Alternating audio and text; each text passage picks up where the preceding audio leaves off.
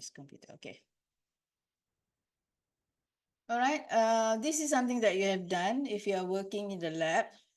Sometimes we do it without our consciousness. We do it without knowing why we do it. We grab a sample, we prepare, we mesh it, we prepare in the solution forms. But what is the fundamental? What is the fundamental? Of course,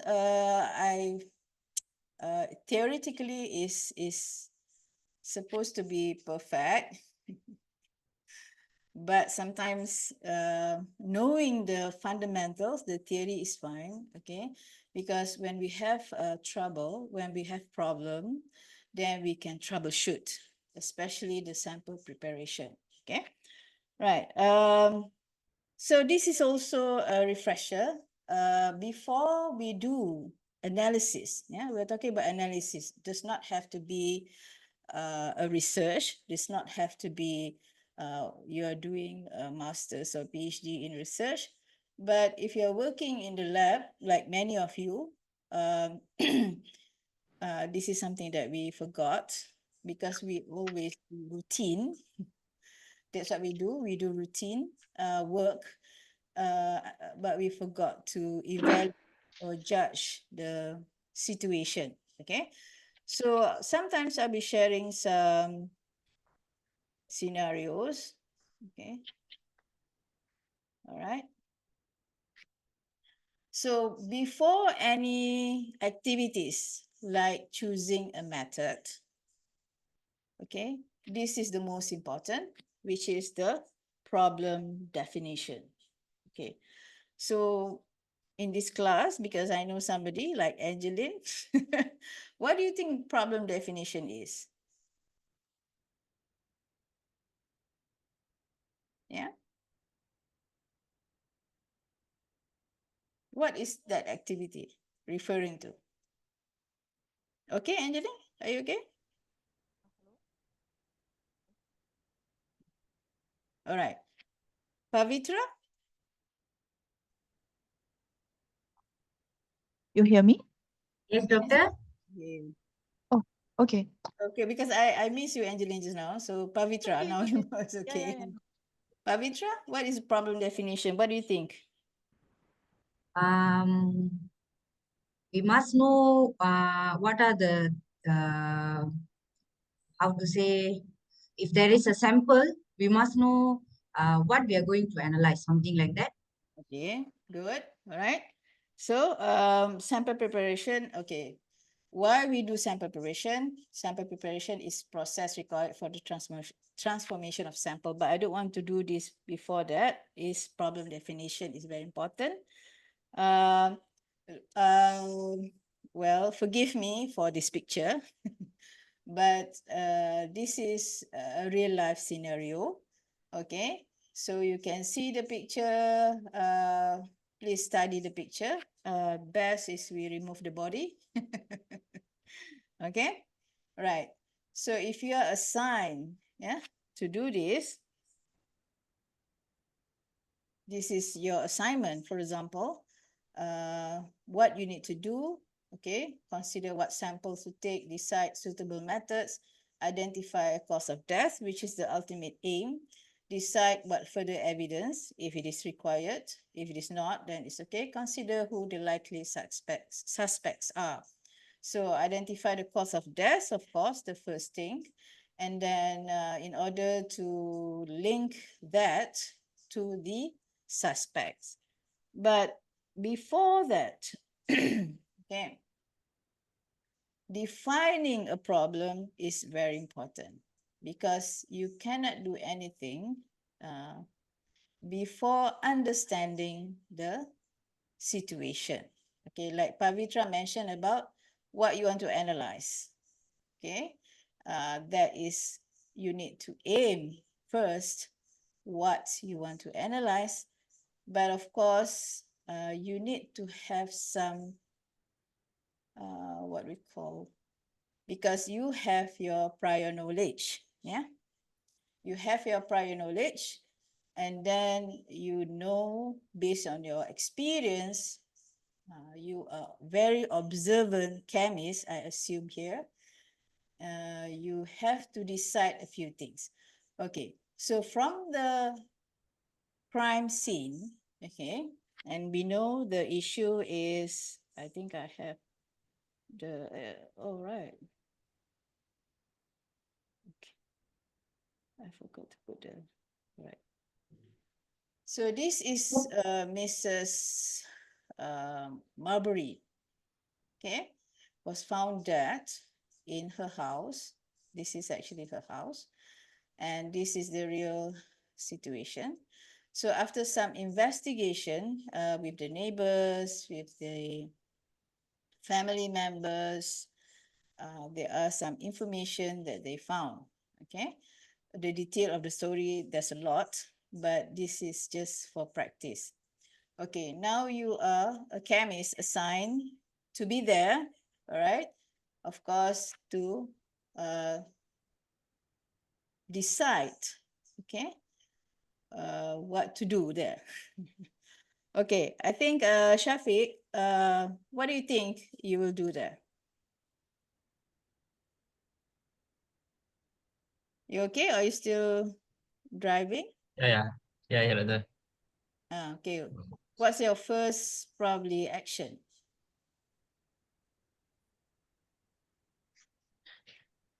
Mm, maybe looking some evidence. Okay. Of course, that's our task there, right? Okay. But before looking for evidence, what is your probably hypothesis? You have to study the area.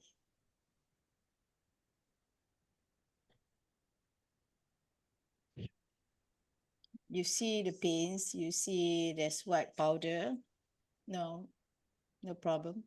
If it is no right or wrong answer, you arrive there, you know what you have in the lab.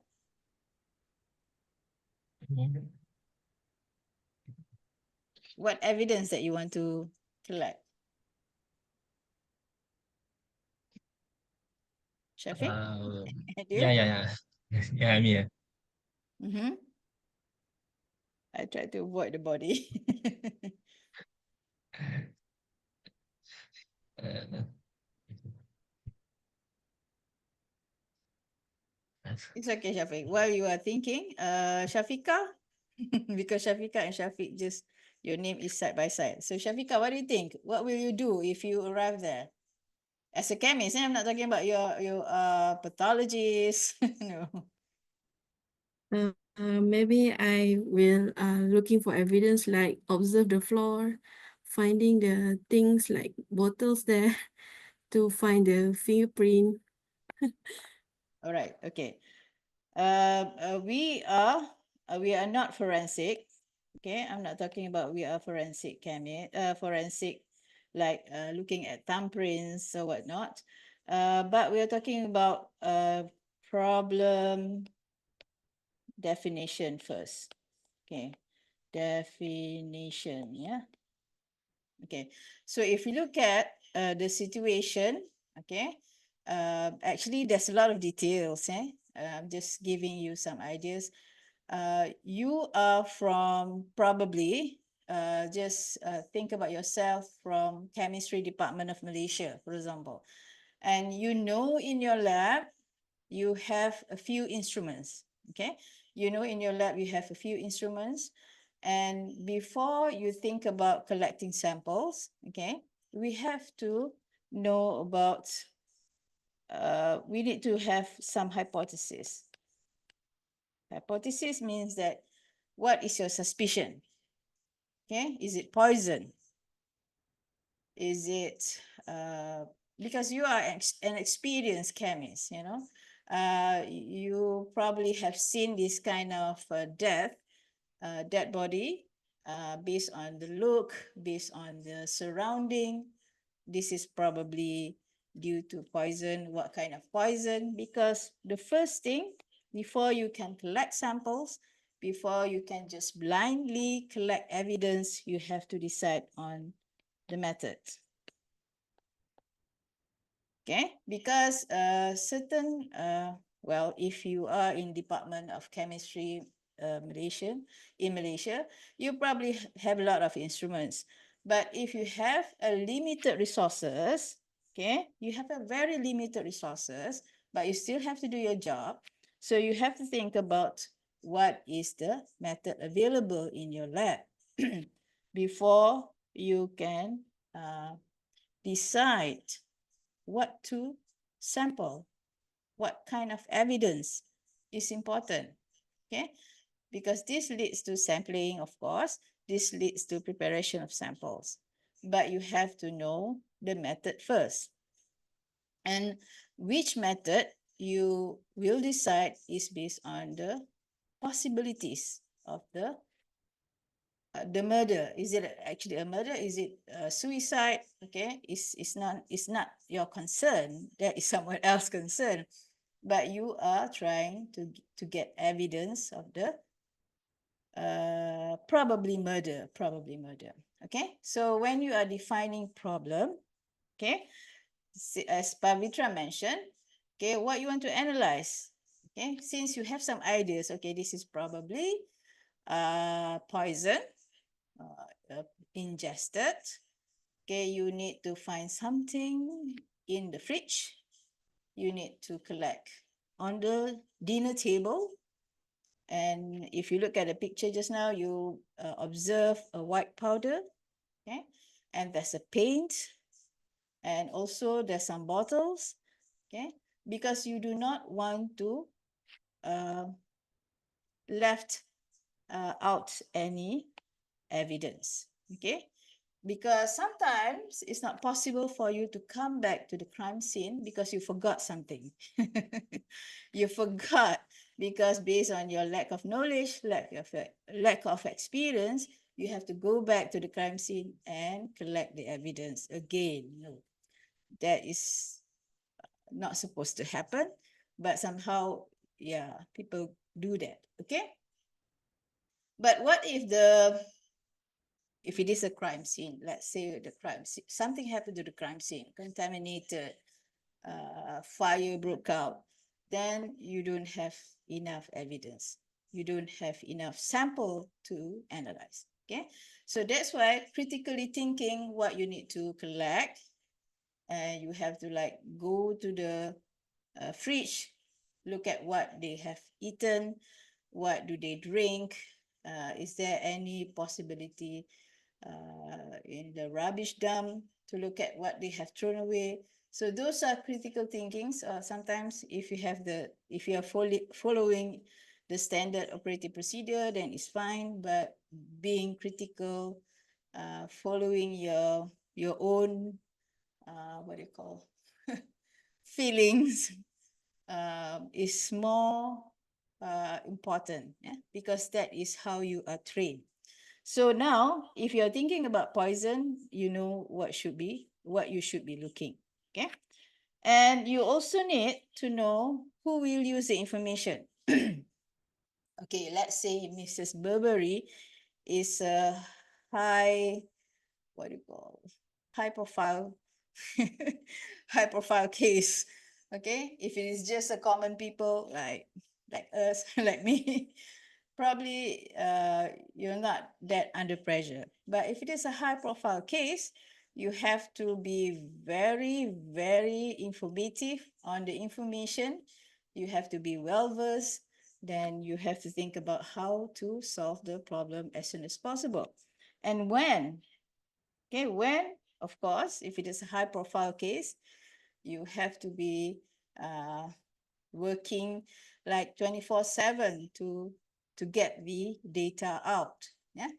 And also how accurate and precise. It depends. If it is let's say if drug case, yeah, if drug cases in Malaysia, because it is sentenced to death according to the mass of the drugs, okay? So accuracy and precision is very important. Yeah, you don't want to miscalculate and then end up somebody has to will get the death sentence. So that is also very important. But if it is not important about accuracy and precision, because sometimes it is not really important, then you can think about easier method, okay, which is fast, but then you don't have to think about, it has to be really accurate and really precise, okay? And of course, one of the most important is the budget. You have to know, I'm sure that you know, chemical analysis requires a lot of money, yeah? You need to have the material, you need to have the instruments, you need to run the instruments, that's all involve money. So all this has to be in your head while visiting the crime scene. You have to think about this. Okay, is it a high profile case? How soon you can complete this? Who's going to handle the information? Do I need to be that accurate or precise? And do we have money to solve this? Okay, that's why we need to define the problem. Okay, all right. So defining a problem is very important because that's the first thing that you do before you decide on the method. Because you cannot simply take the samples without thinking about the method first. Because if you have only gas chromatography in the lab, but you are taking samples that is impossible to be volatilized, to change it into volatile compound, then it's no use. Okay, if you have everything in the lab, like you have LCMS, you have good HPLC, then of course you don't have to think about worry about the method. Okay, but if you have limited resources, then you have to first define the problem and select a method. Okay, so from the method that you have chosen, because like just now we suspect that is poison, and some poisons have metals, heavy metals, so we need to at least know, okay, we have ICP, AES in the lab, for example, or you have some other methods to analyze metals. Okay, so you have to think about it. Okay, so from there you know what types of sample. Okay, size of sample. Do you need a lot? If the methods requires a lot of samples, okay, and you have to start thinking about the sample preparation. If it is a very unstable compound, you have to think about restoring the samples there and then. Okay, I don't know. I knew this from my PhD students who are working in chemistry department of Malaysia, but in Sarawak. So she discussed with me the issue of cyanide poisoning. Okay, cyanide is not stable. Okay, even in the body. All right, it is easily converted into metabolites. Means that once cyanide is ingested, and I mean, it's not easy for you to detect whether it's poison from cyanide because it is easily converted into metabolites. So you need to know what kind of metabolites for cyanide poisoning and what kind of method that you can detect the metabolites with. Is it HPLC or is it a totally different sample preparation and different method to analyze the metabolite? Because metabolite have different characteristic than compared to the parent, which is the cyanide. Okay, so this is very important because if you do it wrong, then you will end up get a different or inaccurate result. Okay. All right. Again, if you need to be very selective and you need to be very accurate, then you have to think about what method. This one also, and this is similar to what I have discussed. Okay, cost, speed, someone pressure you. All right. So this is what is expected. Okay, you always have to know what samples to take, what aims, what objective, okay, of the analysis is. Okay, but before that, you need to decide on the methods, and based on all the evidence with the pathologists together, we can identify the cause of death, because let's say the poison really beyond the toxic level, then it's possibly the cause of death. Or might be it's not really the cause of death. It is there, but it's not the cause of death. And sometimes if you have done that and then this is something really needed, then you can ask for more samples to analyze and end up who the suspects are. Okay, so let's go back to the sample preparation, which is our goal today.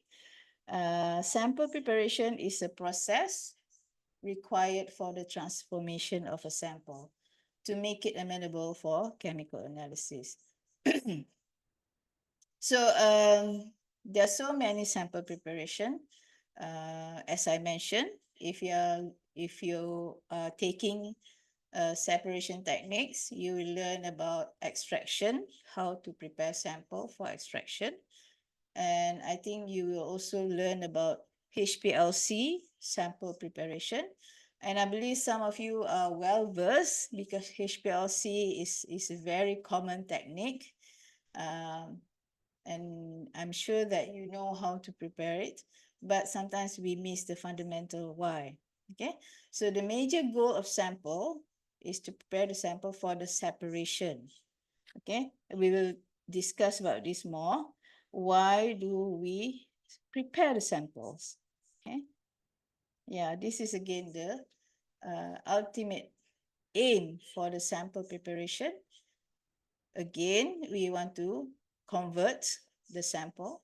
For example, if we have a non-volatile sample, okay, but we have a gas chromatography method in the lab, we have to convert the sample into volatile compound before the sample can be analyzed in using gas chromatography. And the other one is we have to understand the matrix effect. What is the matrix? Not the movie matrix, but the matrix means that if we collect water, so whatever composition or component of the water is taken together, which can interfere with the analysis. So we have to think about how to remove the interference before doing the analysis. So that's why we need to do sample preparation, which is very crucial part, but very difficult sometimes. If we have a very raw samples, then you have to really do the filtration, do the extraction. It's going to be very time consuming. And the sample preparation also can enrich, means that increase the concentration. Because if we, let's say you want to analyze, remember about what happened at Sungai Kim Kim in Johor, okay, Kim Kim River. If I'm not mistaken, the chemicals are acrylamide related, okay, acrylamide. And let's say if it is too volatile, sometimes you have to pre-concentrate the sample before the analysis. So by doing sample preparation, you can pre-concentrate and you can get a better sensitivity limit of detection. And this is also what the purpose of having sample preparations, yeah? So now it's already 6:52, okay? So how the sample preparation, okay? We have to think about you going to have solid sample, liquid sample, and gas sample. So I don't know, anyone has experience working with gas samples? It's very difficult to work with. Okay, you want to check the air quality. Okay, you must make sure that if it is just particles, then it's okay. But if you're working with toxic gases, you need to identify the concentration. It's difficult to calculate the concentration of gas. Okay, I do some analysis with gas. It gives me headache to calculate the gas concentration because we have to do calculation based on the pressure of the gas. Right, so okay, this is the same thing, right? These are the tools that you can use for separation. Okay, you can use filtration, you can use column chromatography to purify, you can use ion exchange, you can use recrystallization, you can use solid phase extraction, solvent extraction. Okay, there's so many, and I think this information is easy to obtain now. Okay, but you must remember the method that you have chosen, whether it is suitable, and then how to prepare to not destroy the samples. You choose the wrong preparation, then you end up with you destroy the samples, and I don't know what happened after that. All right. Okay. So this one, I hope that you make sure that you learn from the separation technique. Okay. Make sure that you equip yourself from the other subject, which is separation technique. Because sample preparation itself requires one whole subject. So here, this is not the subject that I will teach on the how to prepare the samples, because this is more on statistical analysis and chemometric. Okay, so please make sure this is very crucial knowledge. If you haven't taken, probably one day you will take. The separation technique is a compulsory subject. Yeah. Right. So I think another 5 minutes, because this is like another section of the lecture. Okay. So I stop here. Okay. So while you are resting or freshen up, please take a look at some terms that you might forgot. Okay, like standard deviation. Okay. Okay, I've given you some references. It is available in the Putra Blast, okay, and also available in the WhatsApp group. Okay, I haven't shown you the Putra Blast. After this, I will show you the Putra Blast. Okay, make sure you know what is mu, what is n samples. Okay, just revise back. Okay, and then this question you can try. Okay, if I ask you to answer after that, is it okay? Okay, and there's some more.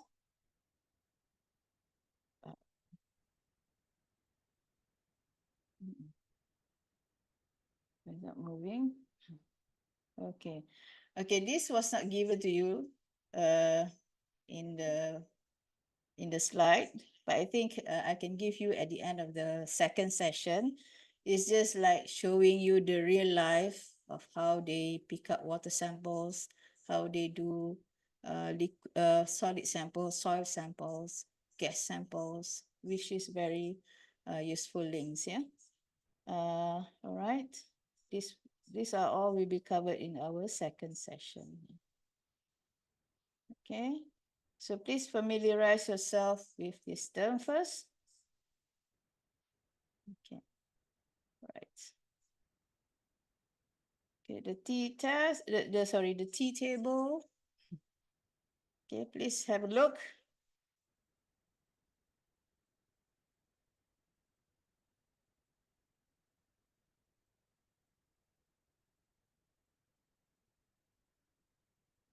Okay, I hope we can cover this with our second hour, right? All right. Okay, any question before we take a break? Okay, you can stay online or you can just leave for a while and then come back at 8 o'clock. Okay, everybody? Okay, Doctor. Okay. All right, so take a Okay. break.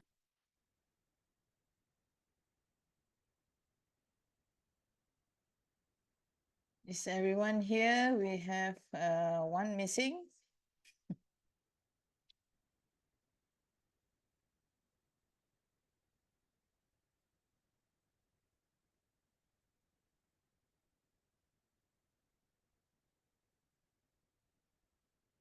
The Helmi is here, right?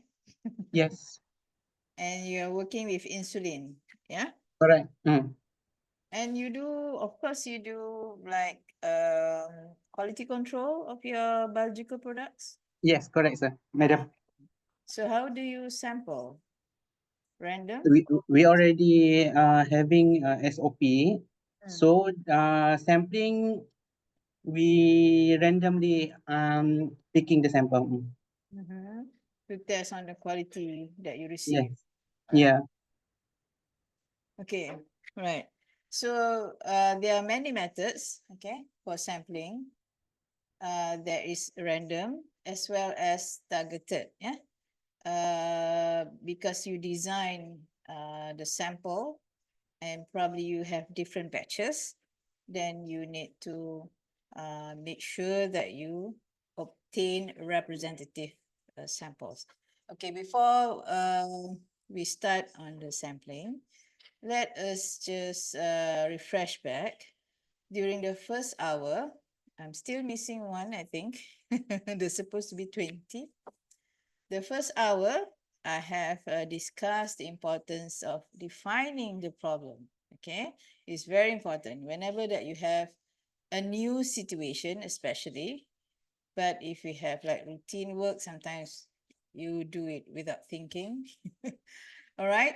But if you have a new situations, new kind of samples, a new target to achieve, then you have to define the problem first. Defining means that you are to analyze what is your objective.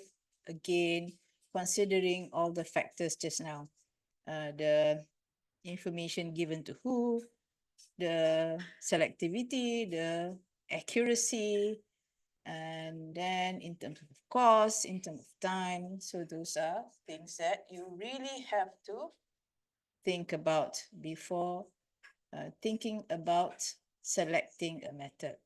And we also discuss on the importance of choosing a right method. Actually, I don't really, but the factors are the same, yeah? It has to be suitable with the sample, with the target that you want to analyze, okay, what you want to obtain in the end. So you have to make sure that you get or you use the right method. Okay, if not, then your results will be inaccurate. Okay. I think we are missing someone. All right. Okay. Right. The issue is how to sample. Not to say how to take the samples. How do you decide on the sampling in terms of numbers? Okay. If the target population is very big, then you have to think about how many is enough. Okay. So if we are doing lab analysis, usually it's not an issue because we know the samples are, let's say you have like 500 samples. You have to do some calculations, okay, to make sure that it is representative of the 500. So there is the statistical part we will discuss in the next lecture. But what if you don't know, you don't even know the numbers? Let's say you want to study biomarker for colon cancer.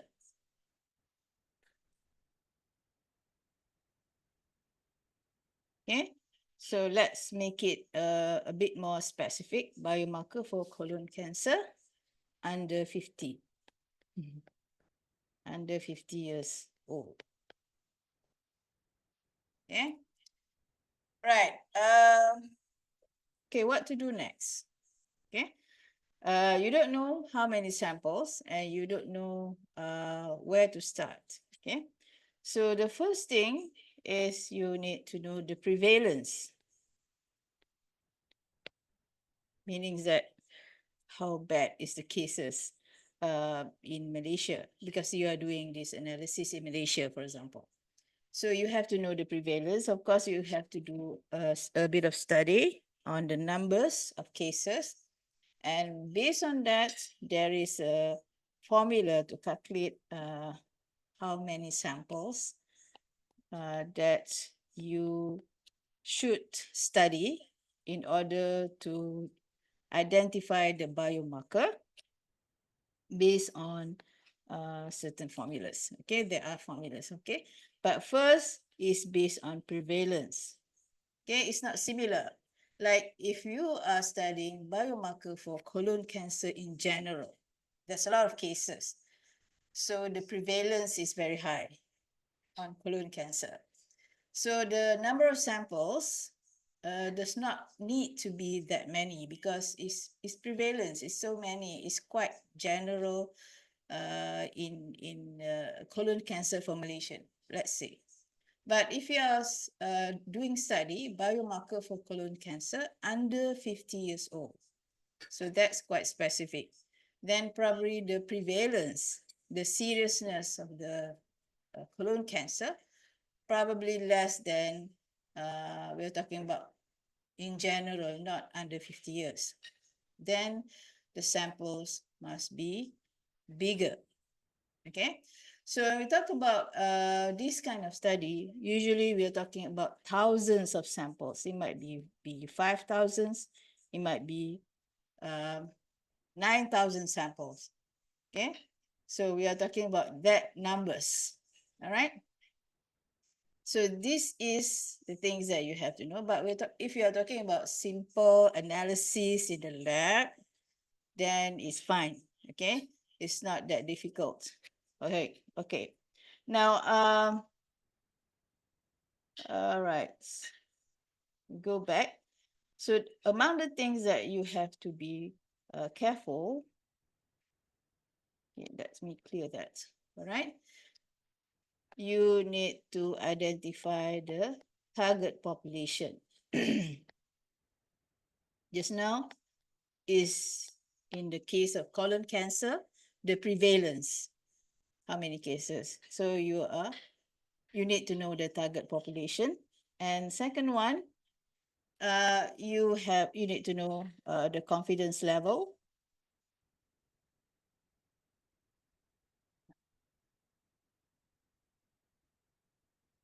And the third one is the error margin. That's the one that you have to identify. Confidence level, okay, we want to work at 95% confidence level. And you want the error margin to be less than 5%, for example. Okay, so these are all you have to define first, okay, and do some statistical analysis before you start to sample. I'm not talking about the crime scene just now because the crime scene is something that you cannot like decide this, okay? But if you are doing some research, just like I have given an example just now, to identify the biomarker for colon cancer under 50 years old in Malaysia, okay? And usually when we do that, we have to put some more parameter, which is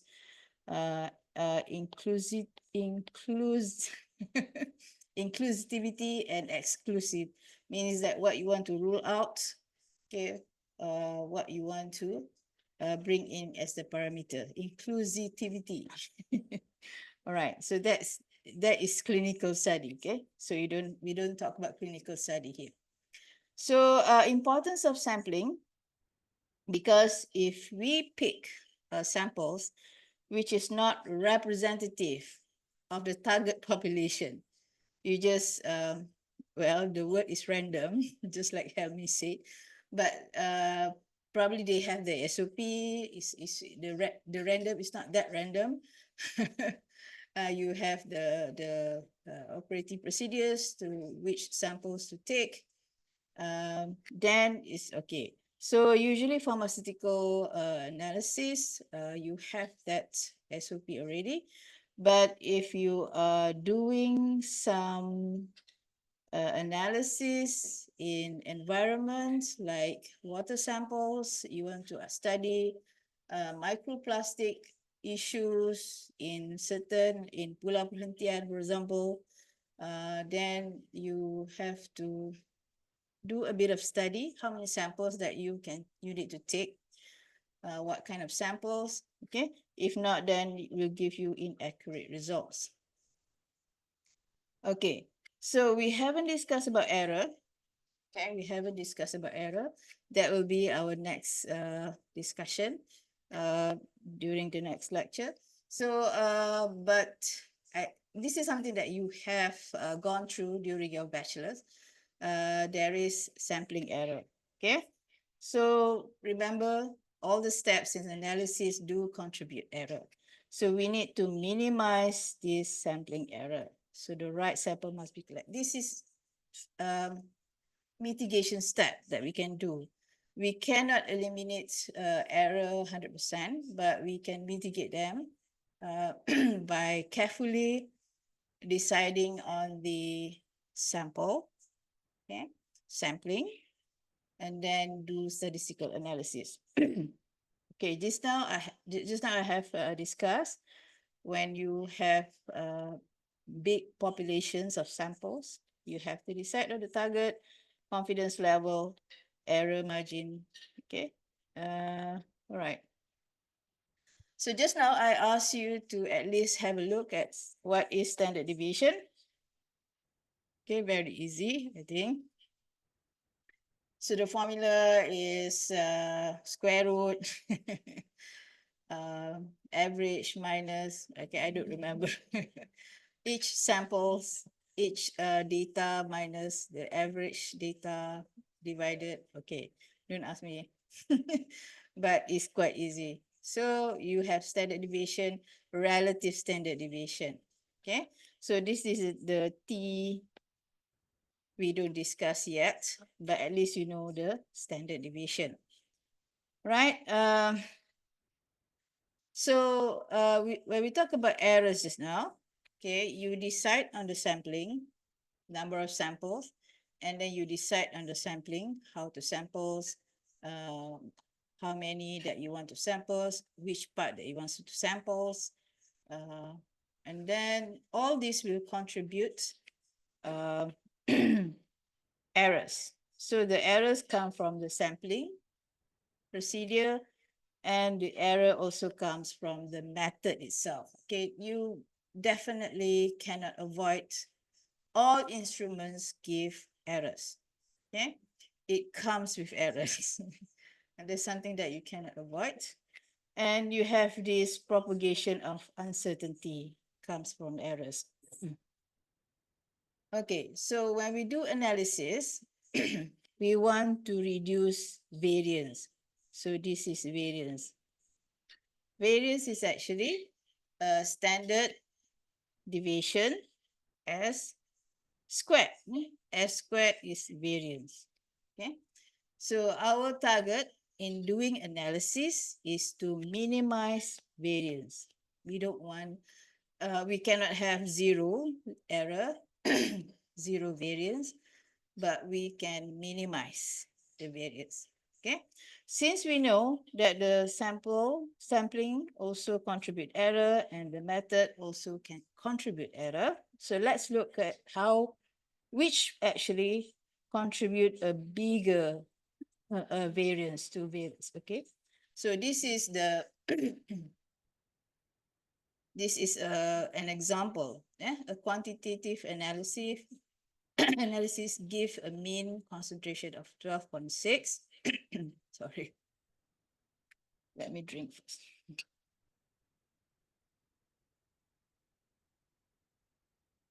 So you have a method standard deviation 1.1 and standard deviation for sampling 2.1. Okay.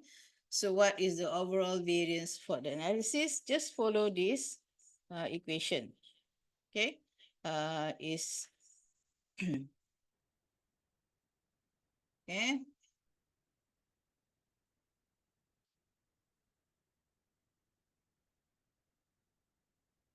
Is the variance is equal to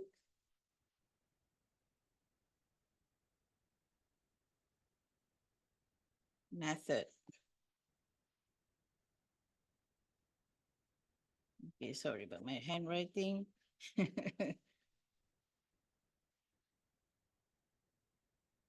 Because this is the given in the questions, yeah? So not to worry. It's all given in the questions. 5.6 ppm. Okay, so this is variance. So if we look at the second questions, B, how much does the overall variance change if we improve the standard deviation from method by 10%, which is from 1.1, we reduce to 0.99 ppm. So just replace this one to 0.99 ppm. Okay, if you replace it, you will get the variance equal to 5.4 ppm. Okay, so that is the ultimate aim, to reduce the variance. Okay, because those indicate the errors. Okay, all right. So variance is always positive because it's squared. It's not going to be negative, right? So you can try the third question. Let's say if we improve the standard deviation of sampling, okay, by 10%, meaning that from 2.1 to 1.9 ppm. So what happened? Whether the variance is much better, reduced compared to the reduction of standard deviation of the method.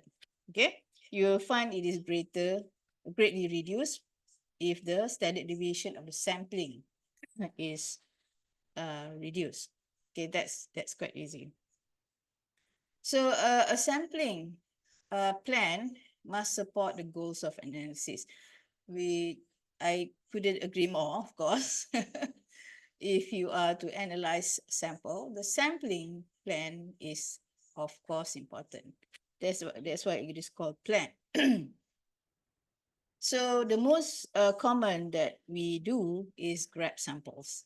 Okay, if we go to if we analyze water, we just grab the samples from water reservoir. And then if we study soil sample, you pick up the soil sample, grab samples. But if we study gas, you just pick up the gas.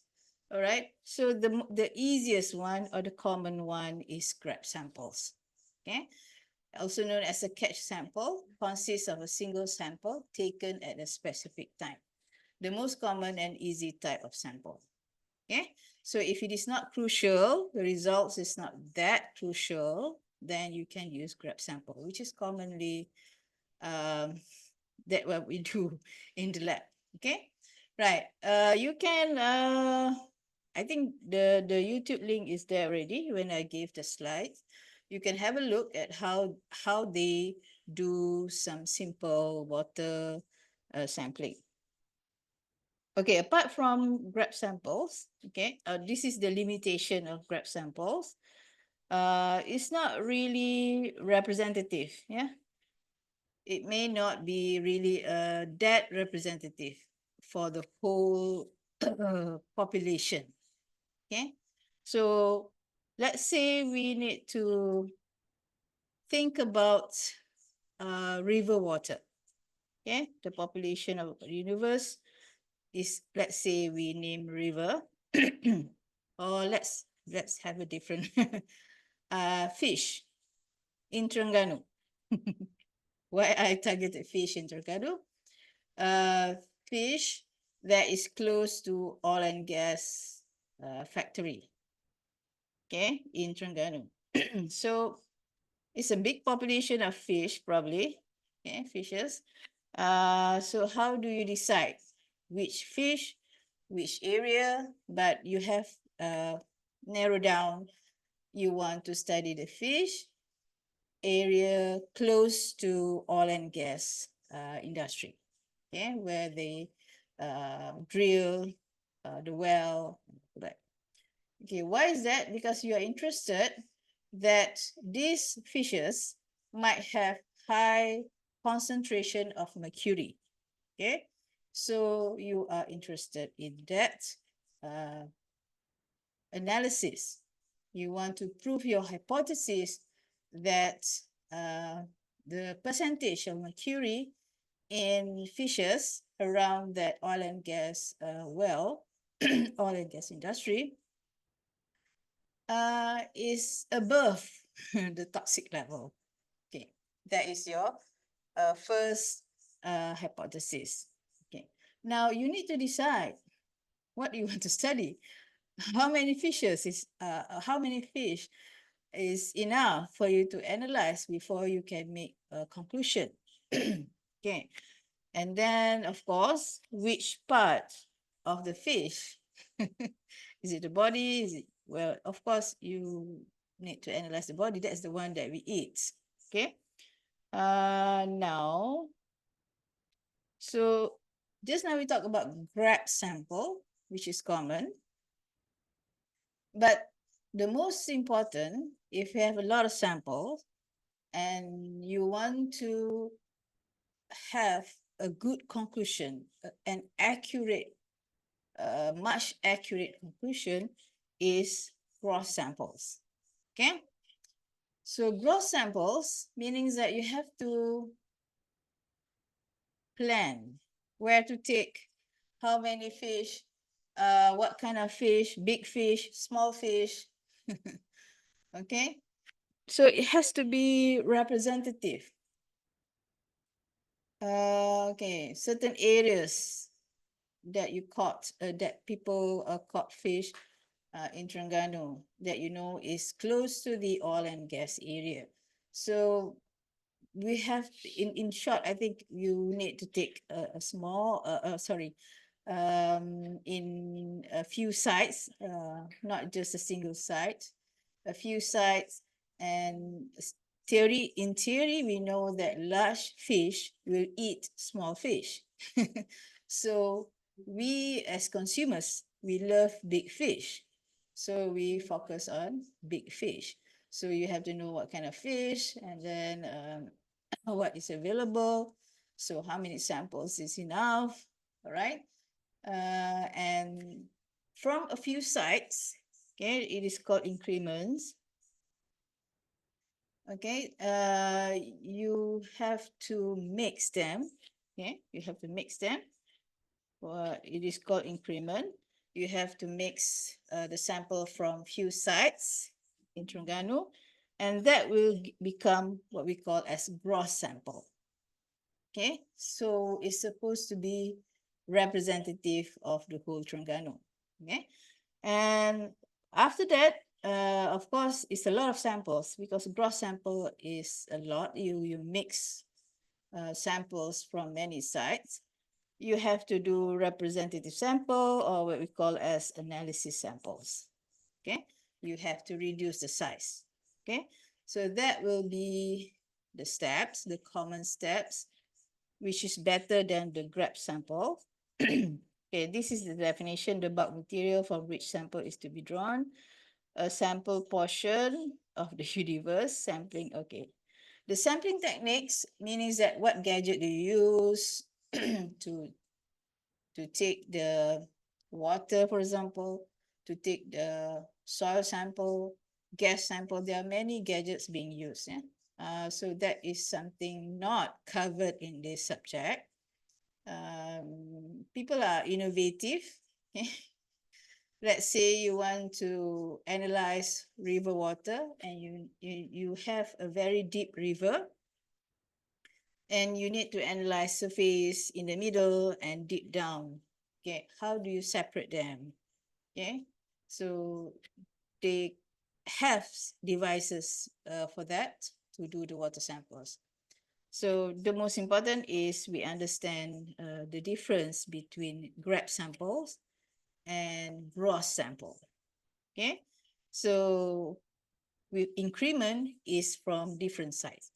Okay, let's imagine you receive, okay, I don't know, probably I think PRSB, the last one.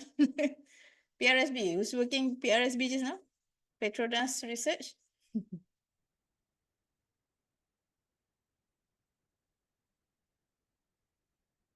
I don't remember your name.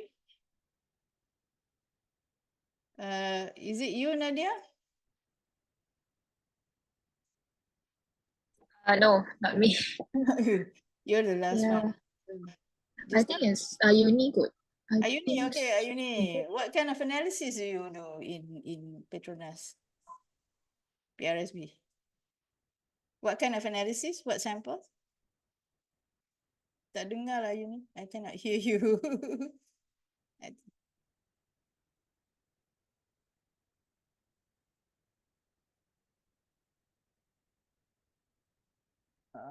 Cannot hear you. All right, it's okay, Ayuni. So next time, please improve the mic. Okay, let's say you receive a big rock, okay, from Mars, yeah, a big rock from Mars, and you want to do elemental analysis, okay. But if you have a single rock, but it's very big, and you want to do elemental analysis because you're interested what kind of elements exist in the rock from Mars, okay. Probably we can have rare earth elements. All right. So in order for you to sample that rocks, it's not enough for you to just grab one side on the rock. You have to sample from multiple sites on the surface or inside the rock, okay? Because the target of sampling must be representative. So we have to plan that. You have to get the samples surrounding the rocks, of course, multiple sites on the surface, inside the rocks, because this is something valuable. You cannot go to the Mars and take some more samples. Okay, so you have to plan the sampling so that it is representative. So there is theory on this. There's a lot of theories on how to sample. There's so many on the sampling procedure. So you can just refer if you're not sure. There's a lot of references on this. Okay, right? So the most important is the gross sample, and then the increment that will become the gross samples. This is the same definition just now. Okay, imagine this is the sites that you pick up the fishes now for mercury analysis. Site 1, site 2, and then when you mix together all the samples from different sites, you get a gross samples. And from gross samples, you need to reduce it to representative sample, subsample, or analysis sample. Okay, this is called lab sample. Still big, but in order for you to do analysis, you need to convert again with a smaller portion to analysis samples. Okay. Smaller size, and of course requires you to really do some pre-treatment. You need to dissolve, you need to mash it, you need to grind it, okay, whatnot, okay? So that's very important. Those are things that we have to do, okay, to make sure that the size are similar. Okay, that's why we sieve and we do grinding. If you need to dissolve, you must make sure that all of it is dissolved. So there are many methods for you to do that, okay? All right, so this is the one that I asked Helmi just now. So there are random sampling. So random sampling involves selection of material without any bias or prejudice. In this method, every part of bulk material has an equal chance of being picked up as a sample. This is random. This is what we usually do, okay? But if the material is homogeneous, like it's powder form, random sampling is easy. But if it is a heterogeneous sampling, you have a mixture of liquids, you have a mixture of solid, then it might be difficult. Okay. Right. So what's next if it is non-random sampling? That's why I asked about pharmaceutical industry. There is a system. So I assume when Helmi mentioned about there is operating procedures, it's already established. For example, in this case, this is a finished product. Yeah. After every 100 tablet, one tablet is picked up for analysis. So this is the quality control for finished product. So it is planned after every 100. I don't know how they come up with after every 100. After production, the 50th production, they will pick up the samples, for example. This is something that has been established. Yeah? So this is not a random sampling. This is non-random. Okay. Okay, this is talking about the size. Yeah. To minimize sampling errors, samples must be of an appropriate size. You know better. When you do the analysis, it has to be suitable. That's why I mentioned just now, we have to do grinding, we have to sieve, okay? And if it is requires very soluble, then you have to do it, you have to solubilize, you have to dissolve 100%, and the solvent must be correct, suitable to dissolve the samples. Yeah? Okay, so now is the quantitative part. Okay, how much sample to collect? Okay, right. In this case, we are talking about solid samples. Okay. If we collect sample of number of particles, n particles, then the expected number of particles should contain an A. P is the probability of selecting a particle, okay? And the standard deviation for sampling, okay? So this is the formula for standard deviation of sampling, okay? Which is probability of selecting a particle, right? 1 minus P. This is all formulas, okay? I don't study how they derive the formula. So to calculate the relative standard deviation, this is the relative, this is the standard deviation. So this one, usually the relative standard deviation, you just minus the samples, okay? So this is how much, right? Okay, let's look at the example, okay? Suppose we are analyzing a soil where the particles that contain analyte represent only 1 to 10 minus 7% of the population. So that is something that we need to know before we do the sampling. So this is like the theory that we know. So how many particles must we collect to give a percent relative standard deviation for sampling of 1%? So we need these numbers, 1%. Since the particles of interest account for 1/10 to minus 7%, the probability P of selecting one of these particles is 1/10 to minus 9, substituting into equation 4. Equation 4, right? Ah.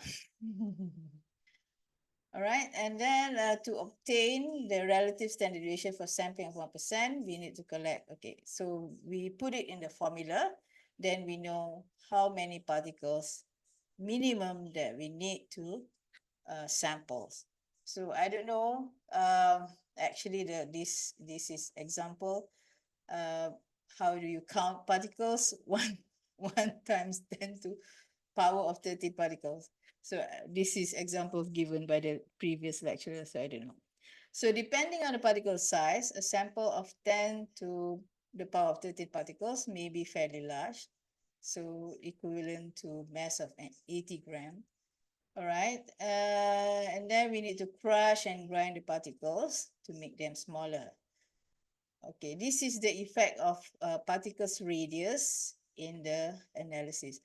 So I don't know if it is this one is a good example, but this is like given to me. But I believe this is not really practical because when you do soil analysis, you base on mass. And I don't know what I have done is based on mass, and then we do the grinding, the mash, the sieving. So that's what we do, right? But the more standardized the size, and the smaller the particle size is much better. So let's skip this. We go to the next one, which is called sampling constant. Okay, so Ks is a sampling constant, and M is the mass of the sample. In this case, they use grab samples, and the percent of standard deviation for sampling, and R relative, okay, sorry, relative standard deviation, R, okay? So it's not S, right? And let's look at the questions. Okay. So the following data were obtained in a preliminary determination of the amount of inorganic ash in a breakfast cereal. So this is the mass of cereal on top. And this is percent weight over weight of ash, inorganic ash, found in the cereal. So what is the value of Ks? Ks is the sampling constant, okay? And what size of sample is needed to give a percent relative standard deviation for sampling? R just now, plus minus 2%. So predict the percent relative standard deviation and the absolute standard deviation if we collect 5 gram of samples. Okay, let's do this. Right. So the first thing is the first question is to calculate R. Okay. So according to the formula just now,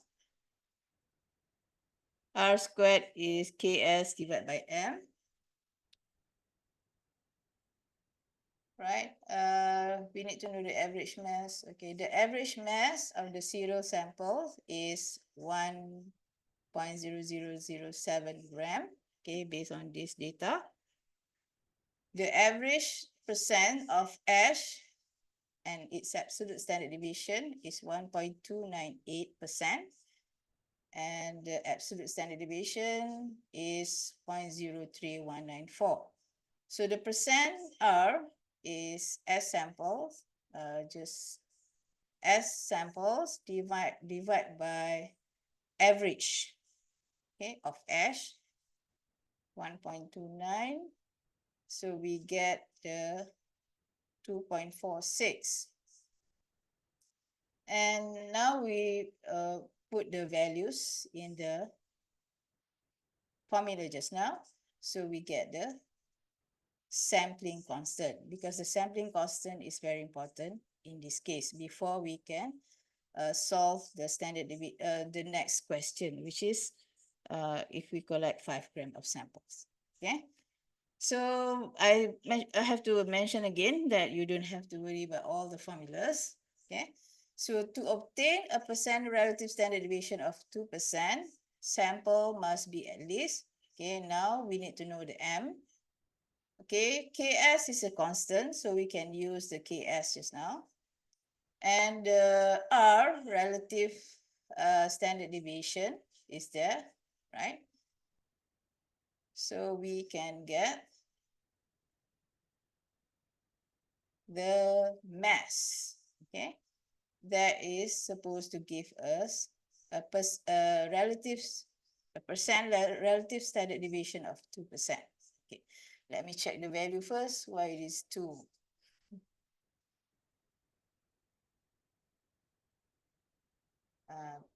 Yeah, they based on significant numbers probably. Okay. Okay, let's say the third question, if we use 5 grams of samples, then the expected percent of relative standard deviation. So we just rearrange the equation. Then you get the 1.1% standard deviation. So, all right, if we follow the right formulas, and then we get the values, all right? So that is not very interesting. Dealing with formulas and calculation, right? Sample size. Okay, this is quite important. In the previous section, we considered how much sample we need to minimize the standard deviation due to sampling. So another important consideration is the number of samples to collect. How much and number? If the results from our analysis of samples are normally distributed, then the confidence interval, okay. So let's look at the questions. All right. We determined that we need 1.5 gram samples to establish a standard deviation of sampling, 2% for the amount of inorganic ash in serum. How many 1.5 gram samples? Okay, just now is how much? Sorry, the mass. Now, how many of that same samples, 1.5 gram, do we need to collect to obtain a percent relative sampling error of 0.8% using 95% confidence level? So again, this one requires you to read the T table. Why do okay?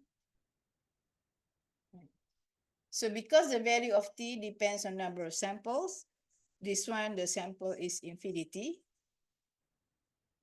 And using a 95% confidence level, if we look at the 95% confidence level and its infinity is 1.956, you will learn about this later, okay, on how to read the T table. I think you have learned it before, but you just need to revise.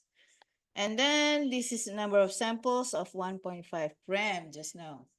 Okay, 24 samples.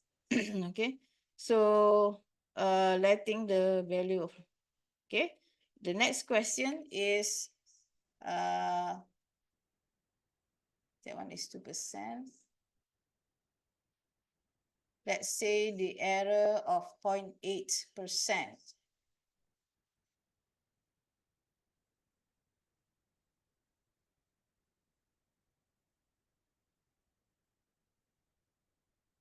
Studied this before. And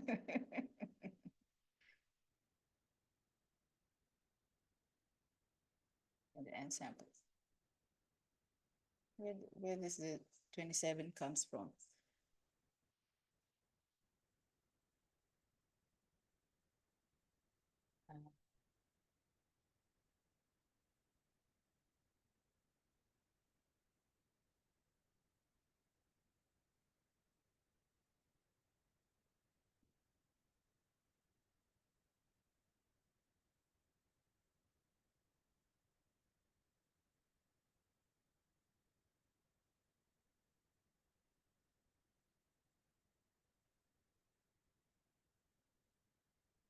Okay.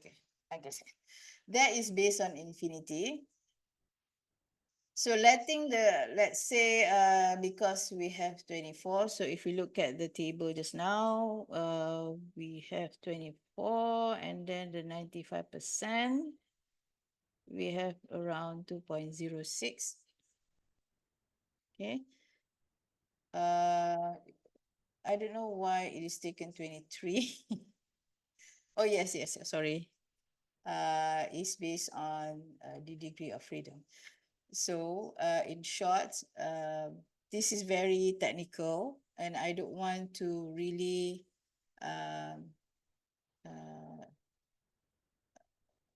really for you to worry about this at this moment. Okay.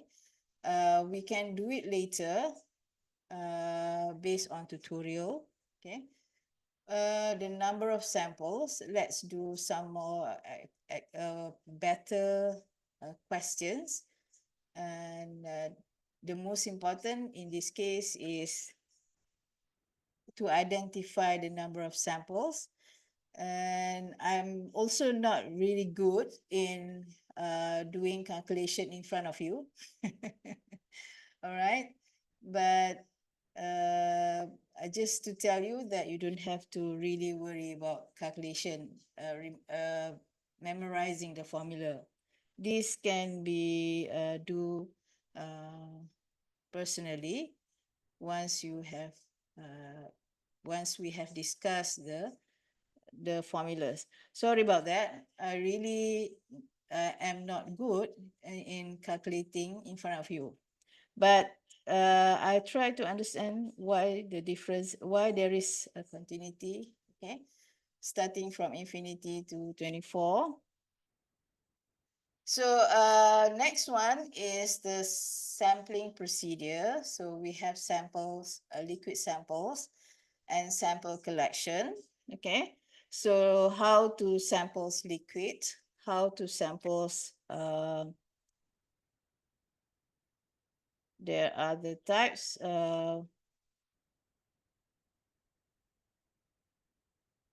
liquids, and we also have solids, okay? So you can see this is another issues of layers of liquids.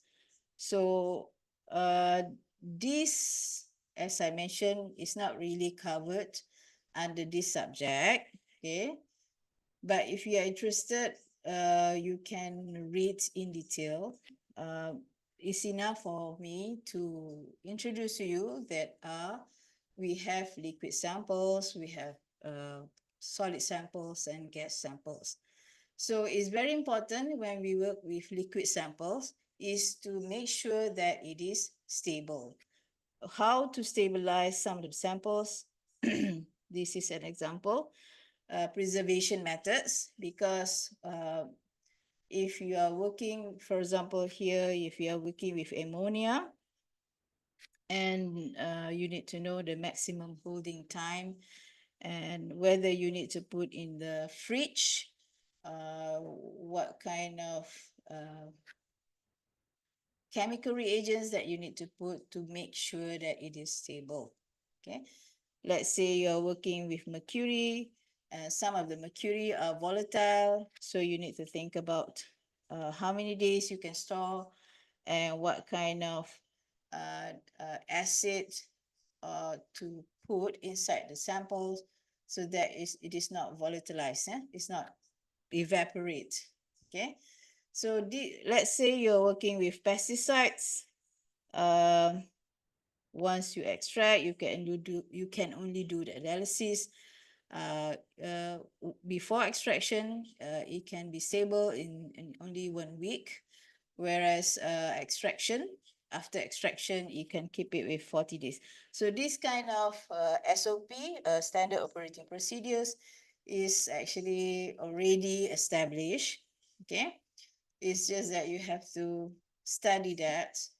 Okay, if you are working with certain samples, you have to make sure that you understand that you need to make sure that they are stable and make sure that there is expiry date for the samples. I think that's something that we know. You need to put the date, you need to put it in a proper storage, a proper sampling bottles. Okay, those are very so many informations. So this is not something that we can cover detail in this class. So gas sample also, there are some gas from gas well. So there are also different kind of containers. Okay, so I don't have the experience in collecting gas, but I do have experience in collecting metabolites, which is released by a plant.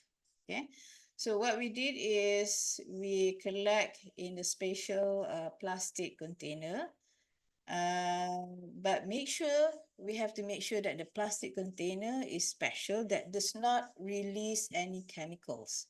Okay, so we capture the metabolites released by the leaves, and then we analyze the metabolites by GC to check on the what kind of compound that contains in the plants. So this is also something that you can study. Okay, sample preservation. So this is very descriptive. So I'm not going to read one by one. Okay, I'm not going to read one by one. Same thing. You have to preserve. You have to reduce the particle size. So, right. Going back. What time is it? Okay. Going back to the what we have discussed. All right.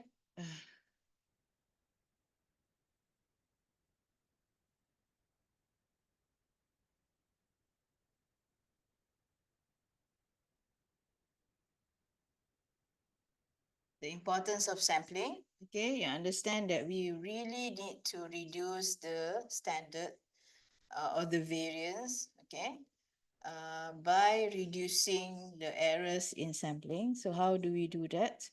Is we need to properly plan on the sampling procedures. So in short, you also have grab samples and gross samples. So starting from gross samples or grab samples, usually gross sample is the best. You have to convert into representative and analysis sample, lab samples, and talking about replicates. Okay, so how many replicates? Anyone understand replicates? Same samples, Same samples? more than one. Okay, how many? Minimum? I think around 3. Yeah, okay, good. So same samples, what you have to define it, okay? You have to really define what do you mean by same samples. I forgot the name in when we do from the same samples we dilute and then we produce the aliquots. The name, the term is, if it is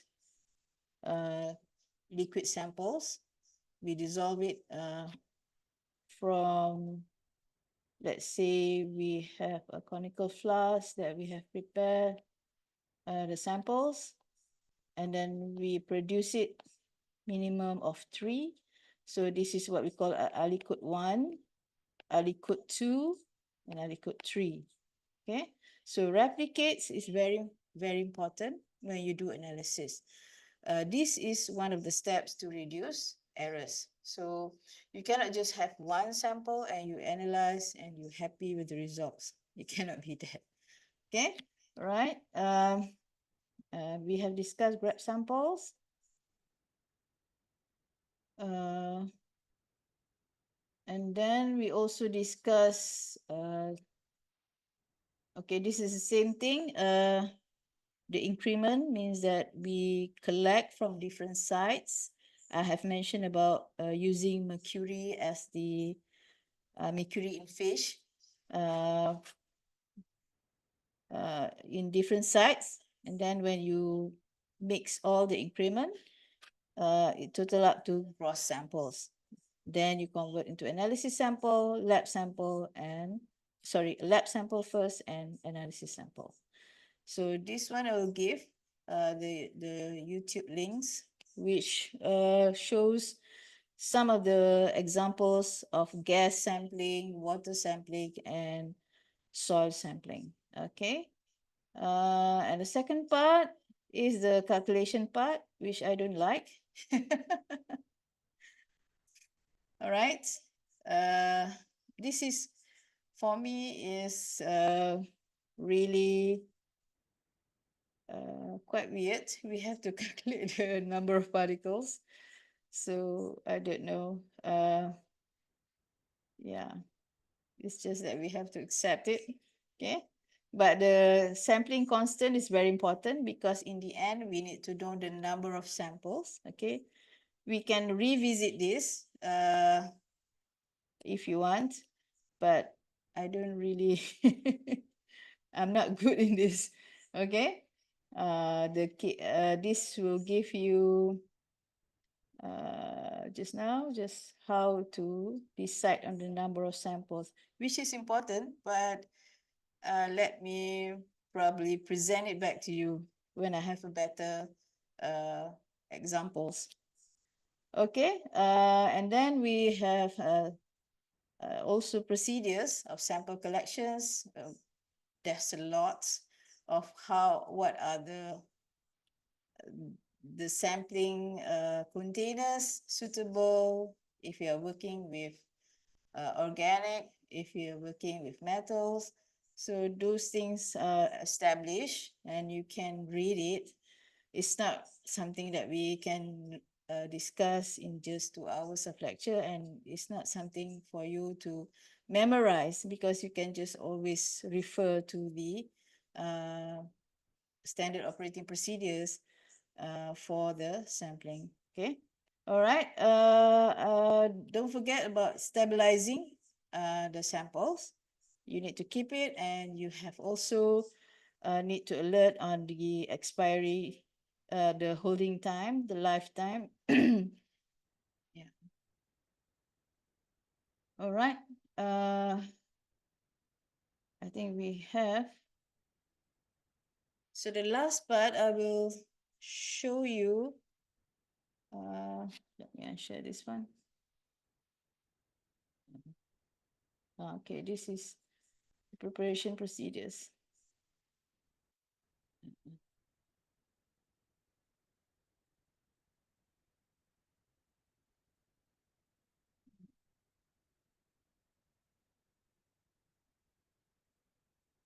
Where's the button?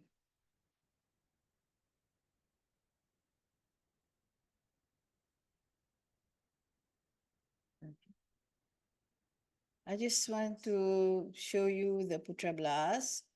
Do we have it?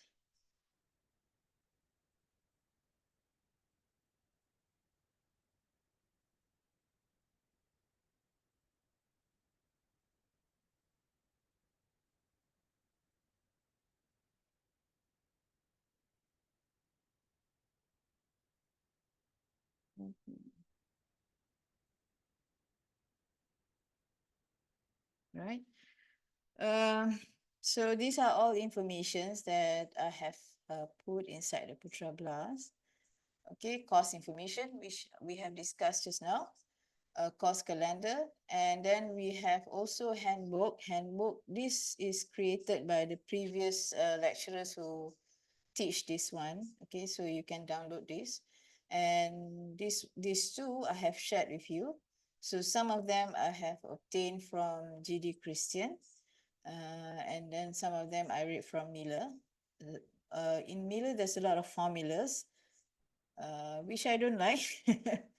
Okay, unless you really need to calculate, then that's the thing that you have to do, is to get the formulas and calculate. So not to worry, calculation is quite easy once you know the formula. And attendance, yeah. So attendance, I will look at the numbers, but you can also mark your own attendance. Okay, so if you're worried about, if I don't forget, I look at the numbers, from the first session and the second 8 to 9, and I will mark the attendance. But if you wish to mark your own attendance, then please do. Okay. So from time to time, we will use a lot in this Putra Blast, answering questions, answering quizzes. So please make sure yourself familiar with Putra Blast. Okay. Right. Okay. Stop share. Any questions? I will try to bring more reasonable calculation, but I prefer problem solving rather than solving calculation using formulas. Right? Any more questions? Okay, this will be recorded. This is recorded, and it is my normal practice that I will make it into a YouTube, and then I will share with you. Okay, tired already? Doctor, before we end, Dr. Pavitra here. Sorry? Before we end, I have one question regarding the attendance. Mm-hmm. Okay, sometimes we are required in the workplace to be there even after 6 if there is any problem like the instrumentation problem, something like that. So how will be the attendance, Doctor? Is it 100%? Okay, the one that is compulsory is actually 80%, but I'm being very, I don't know, lenient. For me, I'm not sure about the other lecturers. Yeah, it's not the same. But for me, I'm okay. If you like alert me, you are not able to attend in the specific 6 to 9. Because you have some things, yeah, you have to like update me before that, and then let's say you can attend only 8 to 9, or you can only attend 6 to 7. Please do update me. But in terms of information, as I mentioned, it is recorded, so please do play back the video and learn through that video. But in terms of attendance, I don't mind if you have a proper excuse. But of course, don't make it as a habit. In the general rules is 80%. Okay, Doctor. Thank you. All right. Is that clear? Yeah. Yeah. As I mentioned, for me, I'm not that strict because I know that we are matured class. Okay. You are here to seek information, and I'm here to share whatever I can share. Okay. So it's not like school. It's not like your undergraduates. But I'm not sure about the other lecturers. We are not the same. Okay, any other questions? I haven't talked about tutorials. Probably we discuss next lecture. All right. Okay. Okay, so everybody, thank you so much. It's 9 o'clock, and thank you. Have a nice rest. Bye-bye. Thank you, Doctor. Thank you, Doctor. Doctor. Wow. Thank Bye-bye, you. doctor. Doctor.